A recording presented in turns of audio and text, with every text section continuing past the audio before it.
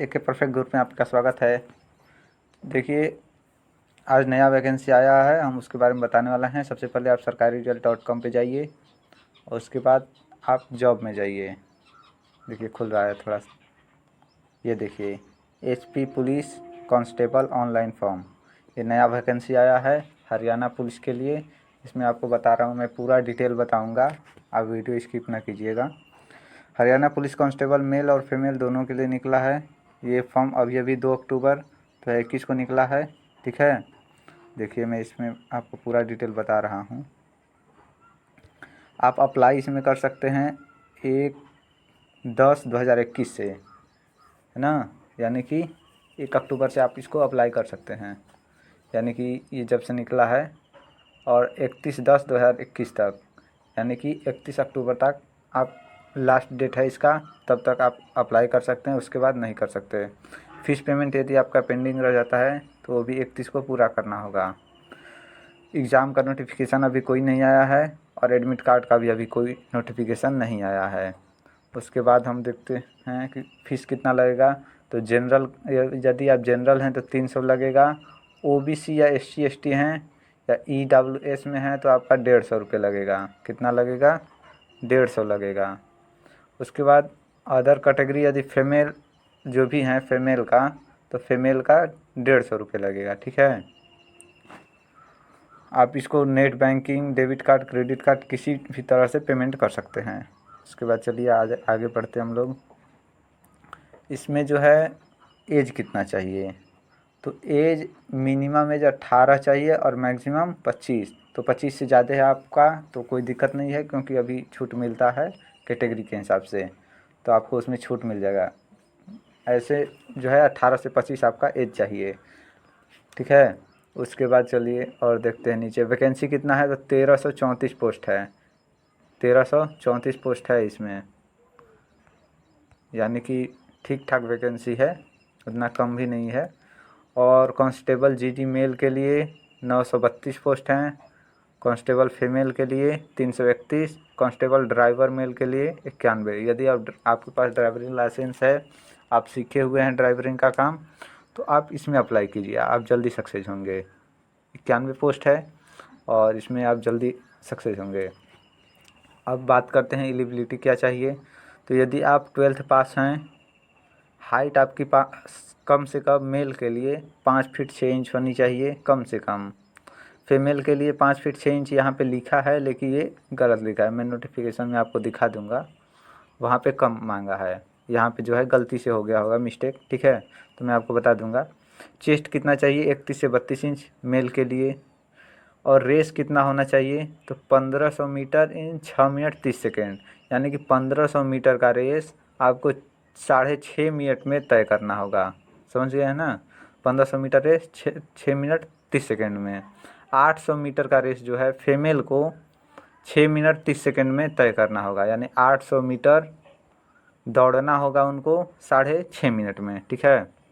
उसके बाद ये देखिए हाई जंप कितना चाहिए। हाई जंप मेल को चाहिए 1.25 मीटर और फीमेल के लिए 1 मीटर, ठीक है, यानी कि फीमेल के लिए 1 मीटर।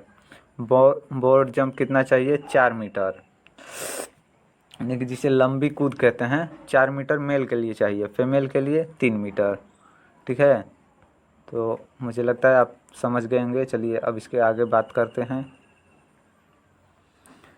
तो इसका आप पहले मतलब अप्लाई करना चाहते हैं तो इसका नोटिफिकेशन पहले आप देखेंगे कि क्या क्या सिलेक्शन प्रोसेस है, उसमें क्या क्या छूट है, कैसे है। इसको देखने के लिए आप देखिए डाउनलोड नोटिफिकेशन पे, यहाँ पे क्लिक कीजिए। यहाँ पे क्लिक करेंगे जब आप, तो नोटिफिकेशन आपके PDF में डाउनलोड हो जाएगा। ये देखिए मैं डाउनलोड कर चुका हूँ पहले से, तो मैं इसको ओपन कर लेता हूँ। 1 मिनट, मैंने इसको डाउनलोड किया था भाई, लो फिर से कर लेता हूँ। ये देखो डाउनलोड क्लिक कर दिया, अब ये मेरा नोटिफिकेशन डाउनलोड हो जाएगा, है ना। ये देखिए जब डाउनलोड होगा तो ऐसा इंटरफेस आएगा, आप इस पर देख सकते हैं। HP government letter number home, इतना सब डेट वगैरह दिया है। तो हमें वो सब नहीं देखना है। हाँ, ये देखिए इंग्लिश में दिया है, यदि आपको इंग्लिश नहीं समझ में आ रही है तो आप हिंदी में भी देख सकते हैं, और यदि इंग्लिश आपको समझ में आती है तो इंग्लिश में भी देख सकते हैं। ये आप देखिए, आरक्षी के पद के लिए भर्ती सूचना यहाँ पे दिया गया है, भर्ती के बारे में डिटेल्स पूरा दिया गया है ना। चलिए इधर कर लेते हैं इसको। अब देखिए न्यूनतम कितना चाहिए, आयु 18 से 25 चाहिए। SC ST के लिए 18 से 27 भी हो सकता है। OBC के लिए भी 18 से 27, बोले थे ना एज में छूट मिलता है। गोरखा के लिए भी 18 से 27 मिल सकता है। यदि होम गार्ड आप हैं, सामान्य हो चाहे OBC हो, आपको 20 से 28, यानी कि 3 वर्ष का छूट मिला ना। गृह रक्षक के लिए 20 से 28, तो इसमें आपको एज में छूट मिल जाएगा, उससे कोई दिक्कत नहीं है, को हड़बड़ाने की ज़रूरत नहीं है। उसके बाद है ये हम नीचे बताते हैं। पात्रता के लिए अंतिम कट ऑफ, पात्रता के लिए अंतिम कट ऑफ निर्धारित निम्नलिखित होगा। ऊपरी और निचली आयु की गणना, ऊपरी और निचली आयु की गणना के लिए कट ऑफ 31/10/2021 सभी श्रेणियों के लिए है। उन्माद के पास पूर्ण न्यूनतम शैक्षणिक योग्यता 31/10/2021 तक पूरी होनी चाहिए, यानी कि 31 अक्टूबर तक आपके पास पूरी शैक्षणिक योग्यता कंप्लीट होनी चाहिए। अन्य संबंधित प्रमाण पत्र जो उम्मीदवार प्रस्तुत करते हैं उसमें अन्य प्रमाण पत्रों के साथ हिमालयी बोनाफाइड प्रमाण पत्र शामिल होना चाहिए, यानी कि वहाँ का एक बनता है कार्ड, वो उसमें होना चाहिए। उसके बाद आरक्षित श्रेणी के प्रमाण पत्र तथा भारी वाहन ड्राइविंग लाइसेंस केवल पुरुष कांस्टेबल चालक के लिए आदि 31/10 को मान्य होंगे, यानी कि ड्राइवर का जो बताए थे लाइसेंस वो 31/10/2021 को होने चाहिए, मतलब उससे पहले कि आपका होना चाहिए ड्राइविंग लाइसेंस कंप्लीट। उसके बाद जो है आवेदन ऑनलाइन जमा करना है, तो ये तो CSC सेंटर से हो जाएगा आराम से, किसी भी बैंक से आप कर सकते हैं बहुत आसानी से। उसके बाद शुल्क जमा करना, ये सब तो क्लियर आम बात है, हो जाएगा CSC सेंटर पे, आपको उसमें कोई दिक्कत नहीं होगी। इसमें भर्ती प्रक्रिया हम लोग देखते हैं। भर्ती प्रक्रिया में क्या है, यह भर्ती 6 चरणों की प्रक्रिया है। कितने चरणों की है, 6 चरणों की। हिमाचल प्रदेश में यह भर्ती सभी जिला मुख्यालय पर जिला भर्ती समिति द्वारा आयोजित की जाएगी। यह जिला भर्ती द्वारा आयोजित की जाएगी, यह परीक्षा जो है जिला भर्ती करवाएगी। भर्ती की तिथियाँ अलग से अधिसूचित की जाएंगी, अभी भर्ती की तिथि अधिसूचित नहीं है, कोविड को ध्यान में रखते हुए किया जाएगा। सबसे पहला चरण है कि आपको सक्सेसफुल ऑनलाइन फॉर्म भरना होगा और शुल्क जमा करना होगा, पहला प्रोसेस। दूसरा है कि DRC द्वारा भर्ती कार्यक्रम और स्थान की सूचना का प्रेषण, यानी कि जब DRC भर्ती का कार्यक्रम और स्थान का सूचना देता है तो आप उसको पता कीजिए और वहाँ पे जाइए। शारीरिक मानकों की स्क्रीनिंग होगी, सबसे पहले आपका शारीरिक मानक क्लियर है या नहीं है उसका स्क्रीनिंग होगा। इसमें सामान्य में देखिए, पुरुष में सामान्य यहाँ पे है पुरुष और महिला, ठीक है। ऊंचाई सामान्य के लिए 5 फीट 6 इंच और महिला के लिए 5 फीट 2 इंच। बोले थे ना कि वहाँ पे 5 फीट 6 इंच लिखा है, गलत लिखा है, हाँ, तो यहाँ पे 5 फीट 2 इंच होगा महिला के लिए, ठीक है। SC ST के लिए 5 फीट 4 इंच होगा हाइट, महिला के लिए 5 फीट, यानी कि महिला को भी 2 इंच का छूट मिला है। OBC के लिए 5 फीट 6 इंच होना चाहिए और महिला के लिए 5 फीट 2 इंच, है ना। उसके बाद आइए हम लोग नीचे आते हैं। इसी तरह गृह रक्षक में भी देख लीजिए, विशिष्ट खिलाड़ी OBC, विशिष्ट खिलाड़ी SC ST, विशिष्ट खिलाड़ी गोरखा, सब में देख लीजिए। न्यूनतम ऊंचाई केवल पुरुष उम्मीदवार के लिए, न्यूनतम ऊंचाई ये है, न्यूनतम ऊंचाई यहाँ पे दिया है, ये ऊंचाई गलत दिया है, चौड़ाई रहेगा, यानी कि आपका चेस्ट कितना का है, छाती, तो उसमें आप जिस भी ग्रुप में है इसमें, तो उसमें मिला लीजिए कि आप इसमें किस में आते हैं, वो अपना चेस्ट मिला लीजिए है कि नहीं है, ठीक है। चलिए हम लोग आगे बढ़ते हैं। उसके बाद है ऊंचाई के लिए अंक। ऊंचाई के लिए अंक भाई किसको कितना मिलेगा, तो यदि 5 फुट 7 इंच से आप कम हैं तो उसके लिए 0 अंक मिलेगा। महिला अभ्यर्थियों के लिए लंबाई, ये महिला के लिए है, ठीक है,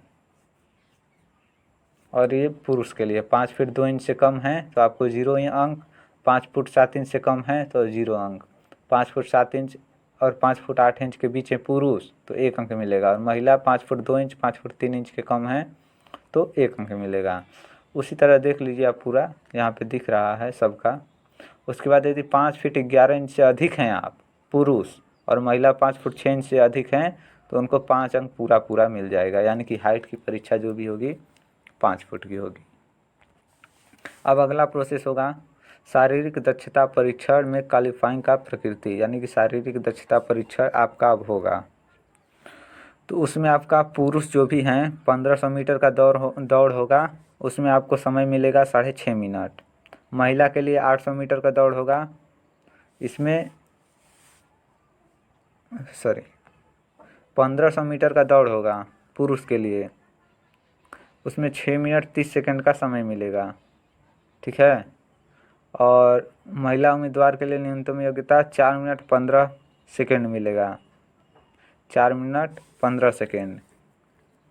उसके बाद ऊंची कूद पुरुष की जो है कितना होगा 1.2 मीटर का होगा।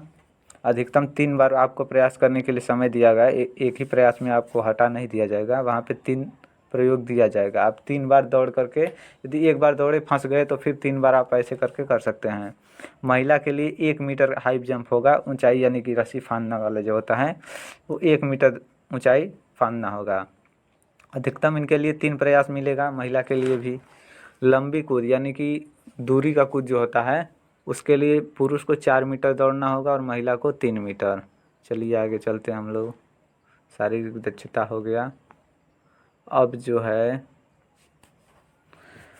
यहाँ पे टिप्पणी दिया गया है कि पीईटी केवल क्वालिफाइंग प्रकृति का होगा। पीईटी में उनके प्रदर्शन के आधार पर उम्मीदवारों को कोई अंक नहीं दिए जाएंगे। उसके लिए वह केवल उतना प्रोसेस पार करने के बाद जो भी बचेंगे वो लिखित में भाग लेंगे, ठीक है। पीईटी की तिथि परिवर्तन में अनुरोध पर विचार नहीं किया जाएगा। पीईटी की तिथि में परिवर्तन के अनुरोध पर कोई विचार नहीं किया जाएगा। भर्ती के दौरान पीईटी के शुरू में मादक पदार्थों का पता लगाने के लिए डोप परीक्षण किया जाएगा, यानी कि आप कुछ नशा वगैरह करके जाते हैं तो उसके लिए परीक्षण किया जाएगा, तो आप प्लीज़ नशा करके न जाएं। बाह्य शारीरिक दक्षता परीक्षण में पारदर्शिता बनाने के लिए वीडियोग्राफी की जाएगी, ठीक है। वहाँ पे वीडियोग्राफी भी होगा, ये सब पूरा है, आप पढ़ लीजिएगा। लिखित परीक्षा 80 अंक का। लिखित परीक्षा अब यदि जो उन सभी प्रोसेस को पार कर लेते हैं तो उनकी लिखित परीक्षा होगी। तो लिखित परीक्षा आपकी होगी 5 विषय की, ठीक है। 5 विषय की होगी और 80 अंक की, टोटल 80 अंक की परीक्षा होगी और 60 मिनट आपको समय होगा। ऑब्जेक्टिव क्वेश्चन होंगे, उसमें घबराने की बात नहीं है, सारा का सारा ऑब्जेक्टिव होगा। 80 अंक का होगा, 60 मिनट। क्वेश्चन आपको कितने मिलेंगे